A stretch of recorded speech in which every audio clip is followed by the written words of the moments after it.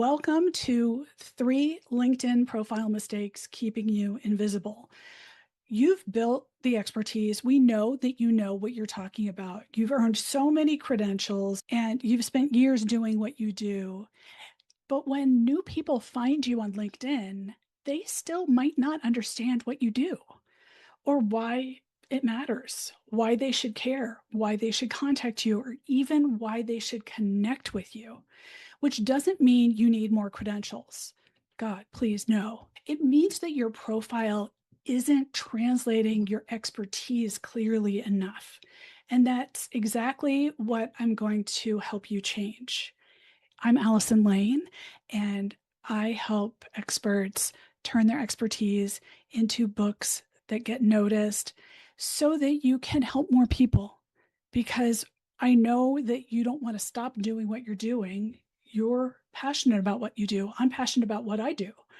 I want to use my marketing expertise from years of running media relations and marketing for Pepsi, Unilever, and Burt's Bees and The Body Shop to help people who are leaders in their own right share what they know. You might not even realize how badass you are. I'm here to tell you, you are indeed a badass.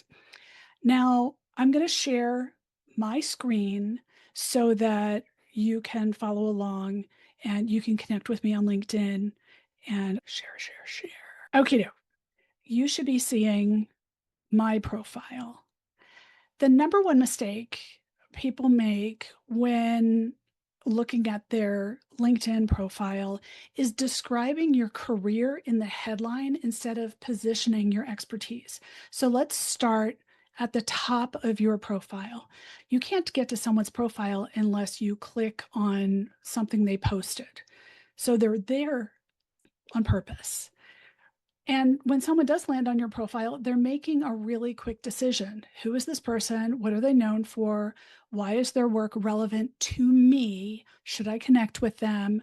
Most LinkedIn profiles make the person work really hard to find the answers to those questions.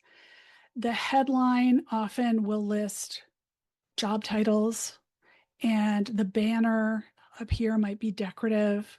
I am guilty of that. My banner once was an image of the Chesapeake Bay because I grew up in Maryland.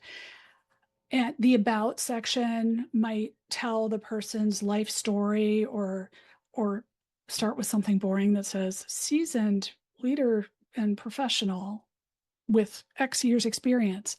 Ugh, all of that is accurate, but none of it clearly positions you or your expertise. So let's talk about a couple of things in your profile, in your headline. The first thing people should see is not professor, neuroscientist, physician, speaker, regional director, even lawyer.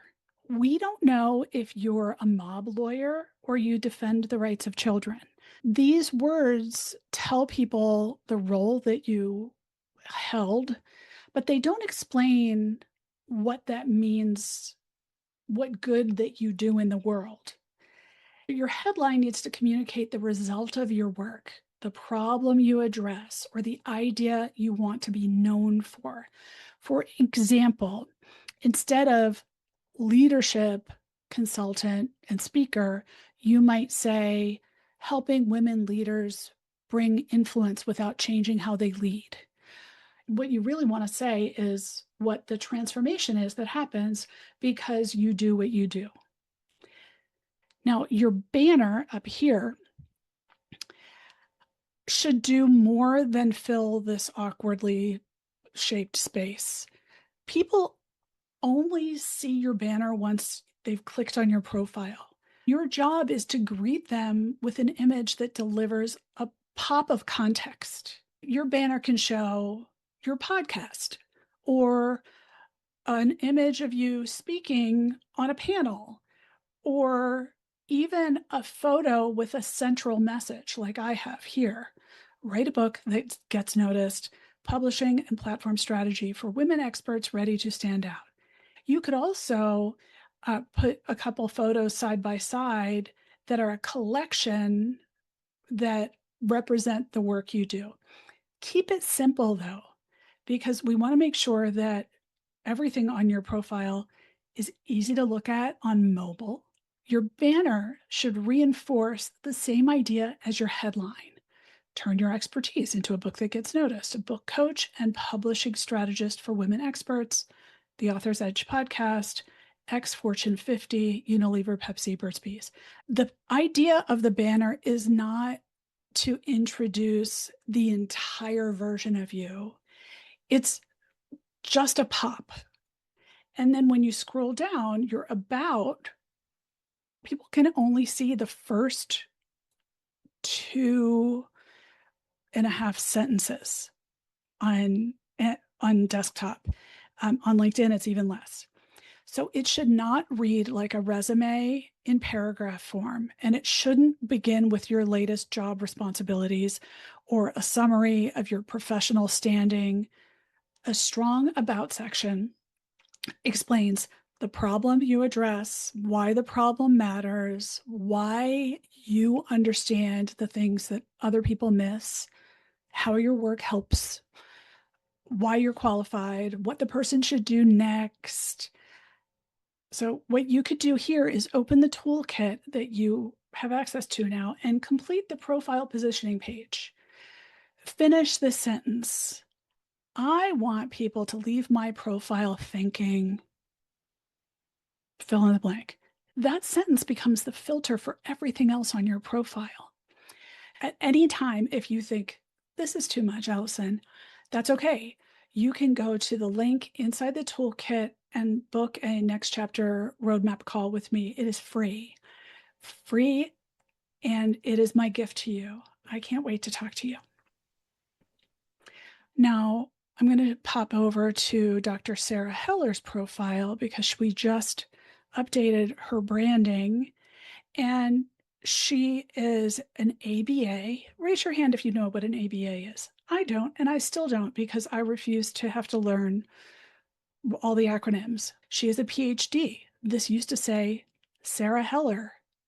But please don't make me do the mental gymnastics of having to translate PhD into doctor. I can look into that later. This is at a glance, Dr. Sarah Heller. And her banner sums up exactly what she does. Neuro-affirming support for neurodivergent children. Thank you. That's all I need to know. And her website. And then her headline now says neuro-affirming support for neurodivergent children, coordinated support across home, school, and clinical care. She's an expert behavioral specialist and also a special educator and a speaker and a board member. And then here's some alphabet soup.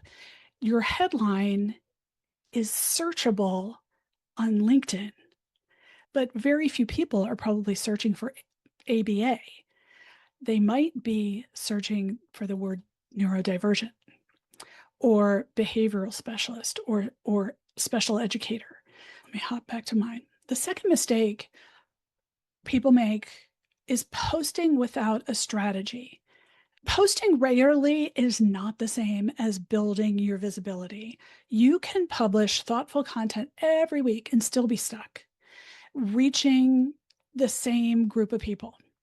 And that happens when you think only about what you want to post. And having a strategy also considers who needs to see it. What do you want to become known for to people who are just learning about you? Where are those people already spending time? What's the problem that they say they have? Start by choosing 3 subjects that you want people to associate with you. And they should be broad enough to give you room to create content, but specific enough to build a recognizable body of work. For me, I post about publishing and books, women's leadership, and marketing mojo. Publishing, trends in publishing, and fabulous books you might expect. But marketing mojo, there are very few people, I can't even name one, who have the background that I have and do what I do. There are plenty of publicists, but publicity is one slice of the marketing pizza. There are 7 other portions of marketing. And so no one has, to my knowledge, that. If you're a workplace psychologist, you might choose burnout and sustainable performance, women's leadership, and organizational culture. You're not restricting yourself forever. That's an important point. But you do have to give people a fighting chance to remember what you talk about. And if you're talking about everything willy nilly based on how you feel on a Tuesday, we're never going to walk away with what you want to be known for. Here's how you use these types of posts. Your posts can fall in 3 categories: expertise, perspective, and evidence. Perspective posts show people how you think. They challenge conventional wisdom, connect current news with your perspective. Expertise posts explain a common misunderstanding, or answer a question, or share a framework, teach something without making people think they're in class. Evidence posts show you and your expertise in action. A speaking engagement, a media appearance, the fact that you showed up at a conference and you have a perspective about what was shared there. Here's the important part about posts. Don't simply announce what happened. Explain why someone who wasn't there with you should care, and why someone who isn't you should care. Instead of writing, I was thrilled to attend this conference, tell us, why does this gathering matter? Chances are people have never heard of that gathering, even though you've been going for 20 years. What issue are the people there trying to solve? Explain it like you would to your middle schooler or your grandma. What you're doing is curating content for people so they don't have to click through. They don't want to read the article. They're not going to go and look at the resource. You're just sharing those things as proof. Third, about having a strategy, you need to build visibility beyond your posts. So that means don't have a strategy that depends entirely on people stumbling across your feed. LinkedIn gives you other ways to be found. You can see this. So this post I posted about Dr. Ann Aspler's new book, which is called Rise After Silence. I tagged her. So what she can do here is she can comment on the post, which helps the people that follow me see her post. She could share the post, but to repost, but not just repost so it shows up as something that's following in her feed, but share and comment, add commentary of why it mattered. And then she can also click at the top of my post and copy a link to my post and share that as the link in her original post. Her original post will be seen by the people who follow her, not follow me. When you go to a conference, take an image with someone you just met there, make sure that you tag them and they tag you, and everybody's doing everybody a solid. You can also leave meaningful comments on news items. Let's see, when you go all the way to news, here we go. I can find something that was posted recently. MySpace flirts with a comeback. This doesn't even have readers yet. It was 1 hour ago. So if I click on this and I comment below, I might be one of the first 10 commenters, and everyone who clicks on this and reads it will see my post. I could also comment on the first post. LinkedIn also gives you the opportunity to publish a longer post called an article, or you can create a newsletter from articles. You can create events, as I have done, and you can view several of the events that I've held. The goal isn't to be everywhere. It's to choose 1 or 2 ways that you can feel comfortable doing that don't feel like extra work.